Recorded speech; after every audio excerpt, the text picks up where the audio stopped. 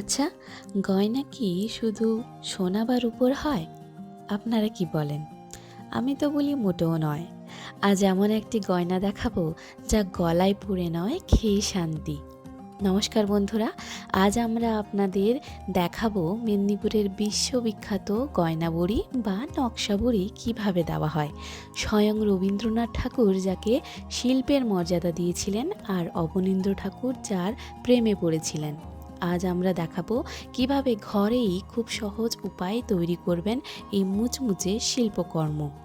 জানেন কি, গয়নাবড়ি মূলত পূর্ব মেদিনীপুরের মহিষাদল ও তমলুক অঞ্চলের বিশেষত্ব। তো চলুন দেখে নেই রেসিপিটি।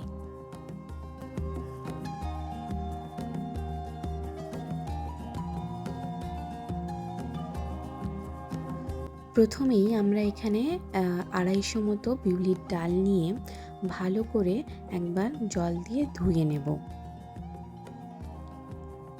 প্রায় 2 থেকে 3 বার আমি জল দিয়ে ভালো করে বিউলির ডালটা ধুয়ে নিয়েছিলাম, যাতে সমস্ত ময়লাগুলি বেরিয়ে যায় আর ওর সাদা জলটা স্বচ্ছ হয়ে যায়।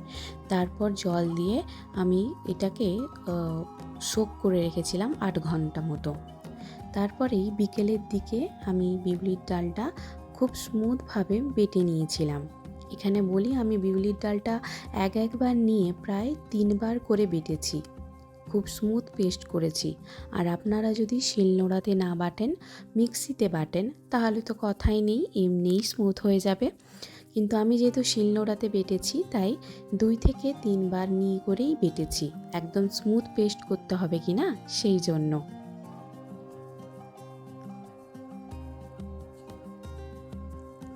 আগেকার দিনের বাড়ির মেয়েরা হাতের নৈপুণ্য দেখাতেন এই বড়ির মাধ্যমে।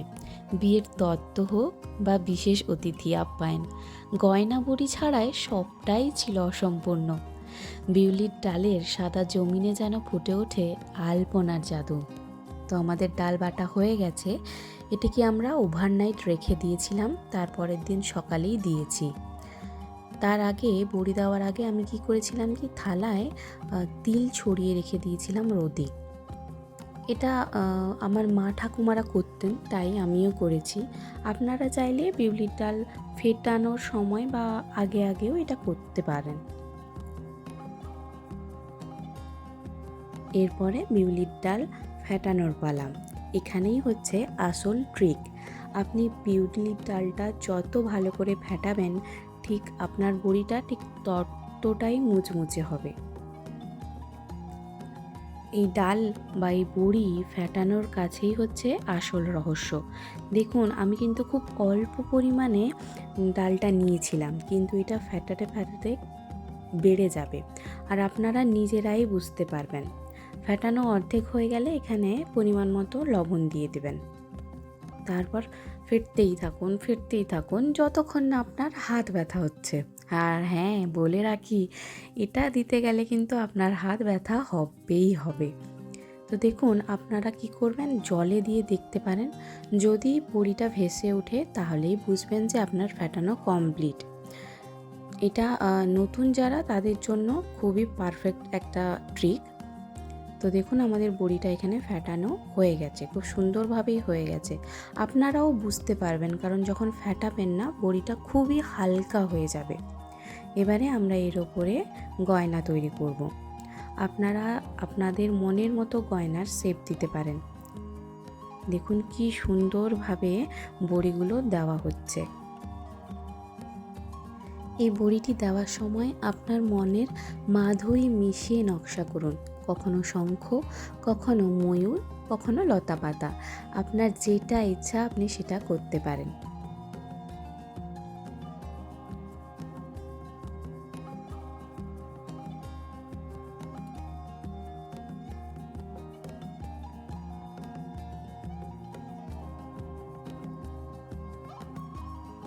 দেখুন কি সুন্দর ডিজাইনগুলো হয়েছে। মনে হচ্ছে না সাদার ওপরে একটা সুন্দর ডিজাইন, একটা সুন্দর গয়না তৈরি হয়ে গেছে? এটাই হচ্ছে আমাদের ঐতিহ্য। আচ্ছা, এখানে একটা ট্রিক বলে রাখি। আপনি বড়ি যখন দেবেন তখন কিন্তু রোদে বসে দেওয়ার চেষ্টা করবেন। আর বড়িটা 2 দিন আপনাকে ভালো মতো শুকিয়ে নিতে হবে, কিন্তু ওপরটা যখন দেখবেন শক্ত হয়ে এসছে, তখন উপর দিয়ে একটা পাতলা কাপড় মিলিয়ে দেবেন, যাতে বড়িতে ডাইরেক্ট রোদ না লাগে। তার জন্য কি হয়, অনেক সময় বড়ি ফেটে যায় খুব রোদে দিলে। তো এই ট্রিকগুলি মাথায় রাখবেন। আশা করছি আপনার বড়িও খুব সুন্দর হবে এবং মুচমুচে হবে। তো দেখুন, এখানে আমাদের বড়িগুলো শুকিয়ে গেছে, আর শুকিয়ে যাওয়ার পর ঠিক এইভাবে হয়েছে।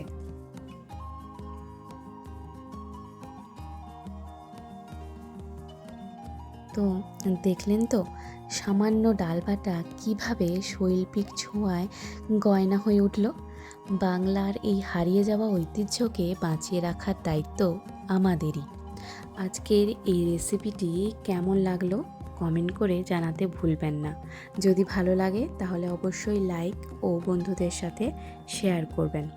আর বড়িটি ভেজে খেয়ে বলবেন যে কেমন হয়েছে।